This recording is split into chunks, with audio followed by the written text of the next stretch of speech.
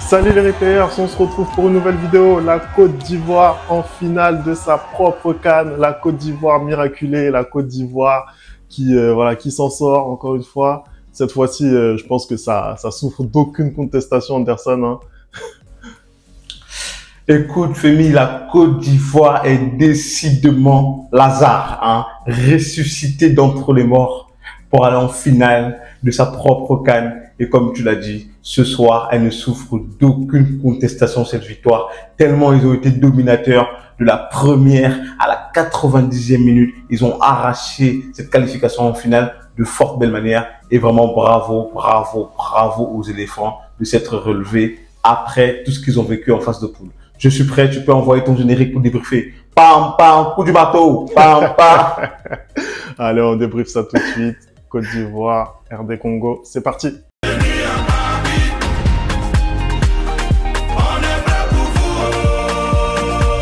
Allez, on commence tout de suite cette vidéo. Côte d'Ivoire-Nigeria, ce sera l'affiche de la finale de la Coupe d'Afrique des Nations. Comme un air de déjà vu, hein. Comme un air de déjà vu. Un match très très bien mené de la part des éléphants face aux léopards. Victoire 1-0, but de Haller. C'était encore une ambiance incroyable dans le stade. Anderson, comment t'as senti ce match en sachant que bon, il y avait deux mi-temps quand même bien distinctes. Comment tu l'as vécu toi? Écoute, j'ai vécu un très beau match, un petit coup de gueule. J'ai pas pu me rendre au stade parce que apparemment obtenir les tickets pour cette CAN en Côte d'Ivoire, c'est plus rare que trouver de l'or à Argenteuil, hein, si je peux me permettre.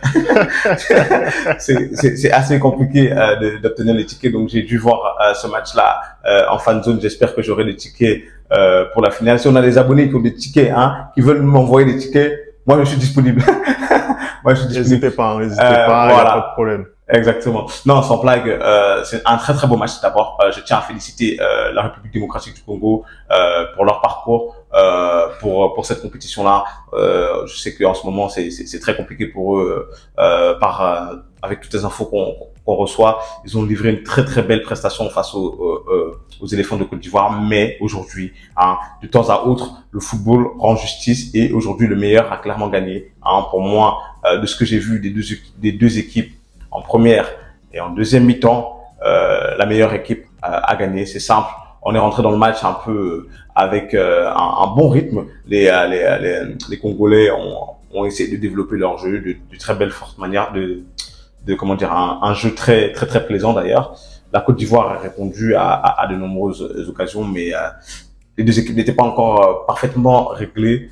On est revenu en deuxième mi-temps et là, on a vu une Côte d'Ivoire mais qui a maîtrisé son sujet de la 45e à la 90e minute. On a vu une Côte d'Ivoire qui a largement élevé son niveau de jeu et malheureusement, on n'a pas eu de réponse côté congolais parce que c'était beaucoup trop fort. Comme je l'avais dit avant sur le match, sur la vidéo d'avant-match, que pour moi, cette Côte d'Ivoire m'avait montré des matchs de référence, notamment contre le Sénégal, et que s'ils arrivaient à se hisser à ce niveau de jeu, bah, je ne voyais pas comment le Congo pouvait inquiéter la Côte d'Ivoire, et c'est ce qui s'est passé ce soir. C'est-à-dire qu'en deuxième mi-temps, ils ont retrouvé ce niveau de jeu qui était le leur contre le Sénégal, et franchement, c'est mérité. C'est-à-dire qu'aujourd'hui, tu avais l'impression que le match pouvait être joué pendant 180 minutes, 360 minutes, il pouvait rien leur arriver en fait. Il pouvait rien leur arriver. Et au contraire, le score de 1-0 est même flatteur quand on voit le nombre d'occasions qu'a raté Sébastien Haller aujourd'hui.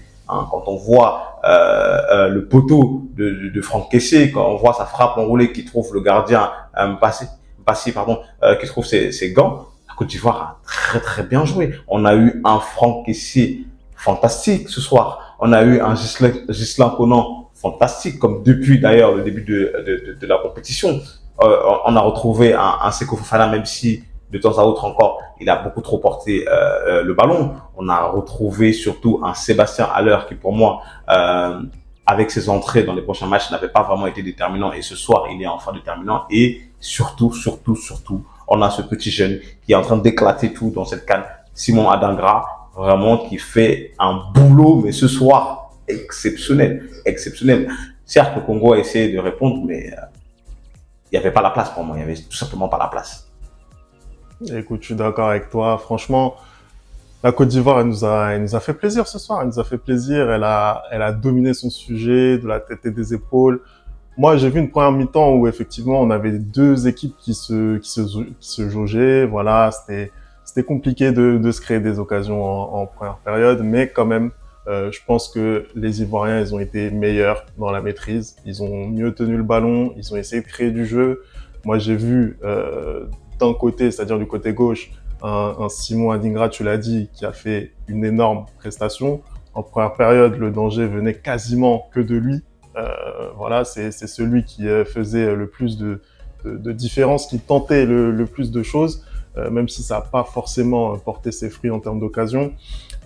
Côté droit aussi, j'ai bien aimé ce qui se passait. D'ailleurs, les choix, encore une fois, de Emers Faé, je tiens à les mettre en avant parce que ce qui nous fait là depuis qu'il a repris l'équipe, c'est juste incroyable. On avait parlé des différents absents, notamment sur ce côté droit avec Serge Aurier. On a vu un Wilfried Singo qui nous a sorti un match incroyable sur son côté droit, le monégasque. Voilà, j'ai trouvé que ça combinait bien entre lui, entre Maxime Gradel et Kessié. Ça marchait très très bien. Donc en première période, effectivement, il y avait moins de réussite offensivement, mais tu l'as dit, deuxième période de très très très grande qualité pour cette équipe de Côte d'Ivoire. Petit mot aussi d'ailleurs sur le portier ivoirien Fofana qui a eu un petit peu de mal aussi en première période. Mais donc en deuxième période, ça a enclenché vraiment. C'était un match beaucoup plus plaisant même à voir. Les Congolais aussi, j'ai trouvé, ils ont essayé de répondre avec leurs armes, puisque on sait que c'est une équipe qui évolue en transition. Il y a des petits profils, des profils de poche. Yohan Wissa qui a fait une très bonne Coupe d'Afrique des Nations, qui était encore une fois titularisé. On a eu le retour aussi de Gaël Kakuta. Ils ont essayé de se projeter, ça a été plus compliqué pour eux aujourd'hui, mais je les ai trouvés mieux quand même en deuxième période. Et justement, le jeu s'en est fait sentir, c'était beaucoup plus léché, il y avait beaucoup plus voilà de jeu, et les éléphants ont encore une fois sorti une très très grosse prestation pour venir à bout de cette équipe congolaise, mettre ce but d'ailleurs qui est incroyable, qui vient encore de ce côté droit, qui vient d'un Maxime Gradel qui est titulaire à 36 ans, qui joue encore 90 minutes, qui réussit pas tout certes, mais qui joue encore avec le cœur. Bah, clairement, il a l'envie. Il a l'envie et c'est ce qui a manqué. C'est ce qui a manqué pendant cette phase de poule. On avait l'impression qu'ils avaient pas envie. Tu l'as dit en avant-match que on attendait beaucoup plus d'un Nicolas Pepe. Et quand tu vois qu'au final c'est un Max Alain Gradel, pardon, qui a 36 ans, qui a déjà gagné une Coupe d'Afrique, qui vient pour mettre cette envie-là, pour mettre le cœur, et qui au final aujourd'hui c'est lui qui fait la passe décisive pour Sébastien Haller, bah, c'est fantastique. C'est ce genre de joueur-là qu'on veut quand tu vas dans une compétition comme la CAN, des gens qui aiment leur pays, qui donnent tout pour leur pays, qui mouillent le maillot, qui laissent du sang sur le maillot en fait. Et la prestation qu'il livre ce soir, ce côté droit, encore une fois de plus, comme tu l'as dit, Emers Faé qui fait les bons choix encore aujourd'hui, ses remplacements sont pertinents. C'est-à-dire que depuis qu'il a cette équipe-là, autant mentalement que ses choix tactiques, tout est bon, tout est bon. C'est-à-dire que le fait d'avoir titularisé Jean-Michel Seri au milieu du terrain de cette équipe-là, je l'ai déjà dit, a absolument tout changé parce que il se retrouve, ouais, exactement, il se retrouve en sentinelle et du coup ça libère énormément les deux autres, à savoir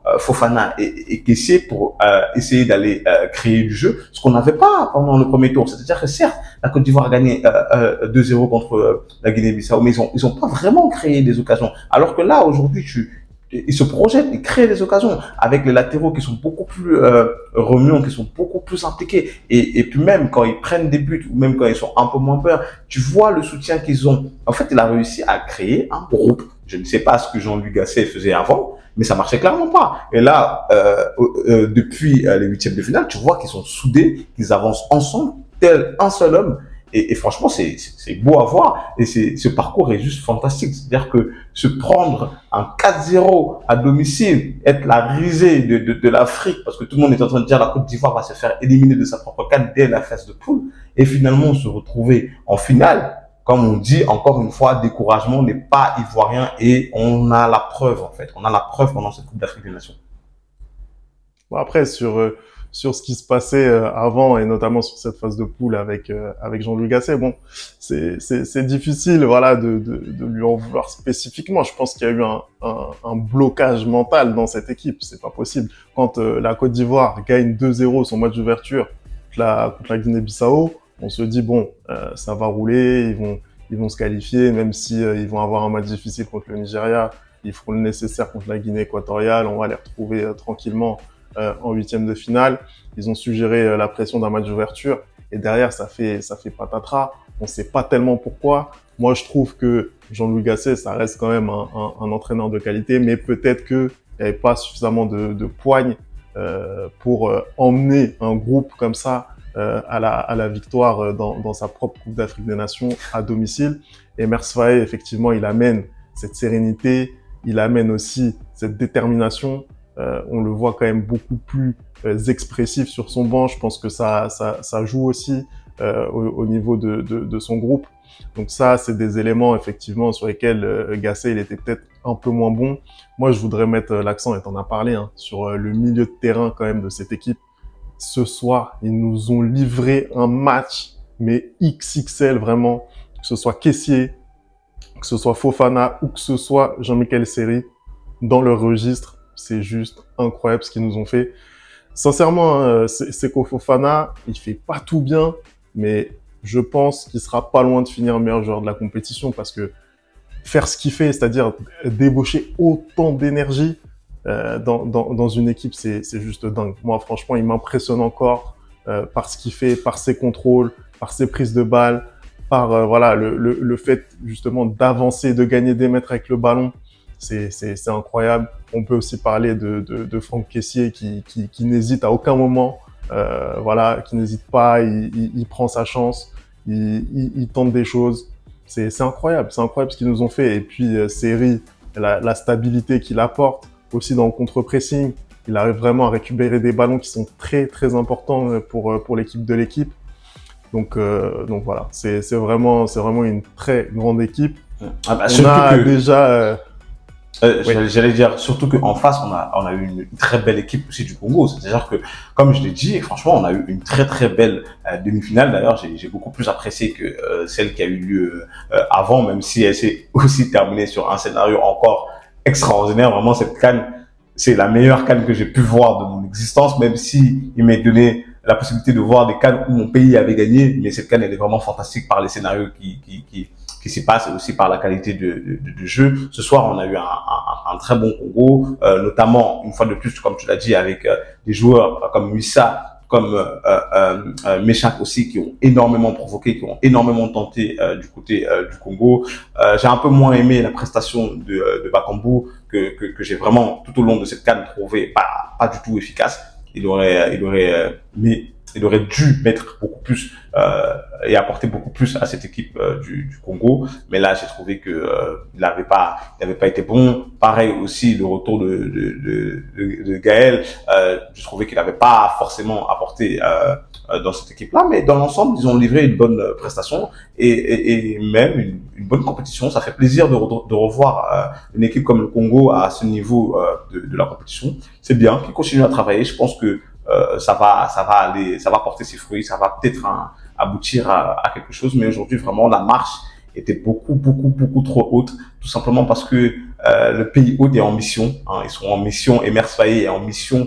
C'est 22, 23, 24, je sais plus combien, ces 24 hommes sont en mission, parce que quand tu vois le nombre d'absents qu'il y a aujourd'hui et quand tu vois la prestation qu'ils livrent, bah, tu comprends que c'est un groupe, en fait, qui sont interchangeables et qu'il n'y a pas un joueur qui est plus important qu'un autre. Et ça, c'est ça qui gagne des trophées. Le fait d'avoir un groupe, je pense que, même si je l'aime pas trop, Didier Deschamps, à maintes reprises, fait comprendre que le plus important, c'était le groupe.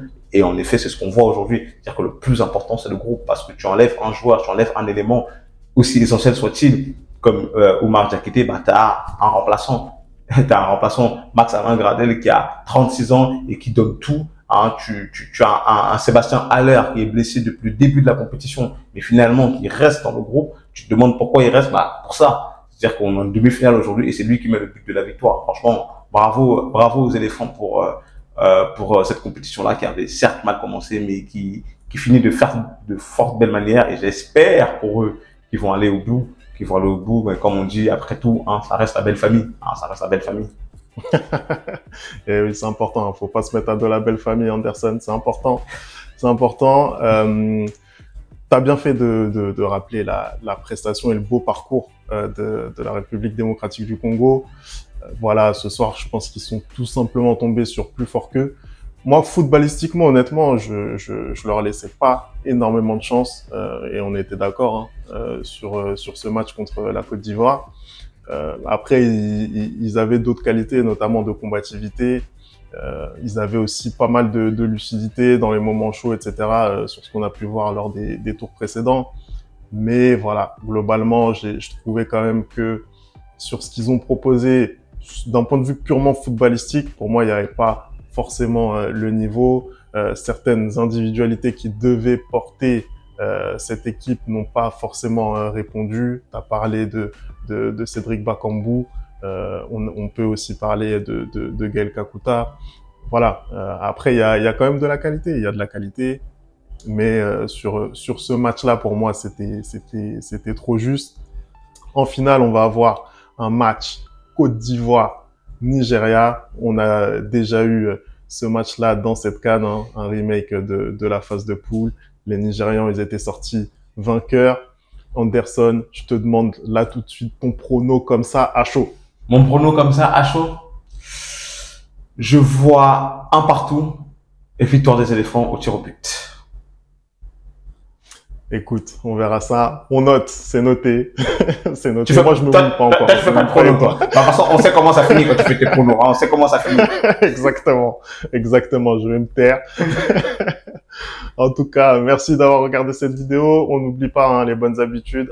@lereplayfoot. Vous me dites ce que vous avez pensé de ce match. La CAN, ça y est, elle arrive à son terme. On va avoir une finale de fou. Une finale de fou entre la Côte d'Ivoire et le Nigeria. Ça va être incroyable. Merci en tout cas de la force que vous nous avez donnée tout au long de cette compétition. C'est pas encore fini.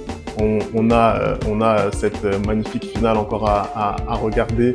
Merci hein, à tous ceux qui nous ont donné de la force, hein, même les Congolais. Je sais qu'ils sont déçus ce soir, mais merci à vous de toute la force que vous nous avez donnée. C'est le jeu. C'est le jeu. Et puis on se retrouve très très vite pour une nouvelle vidéo.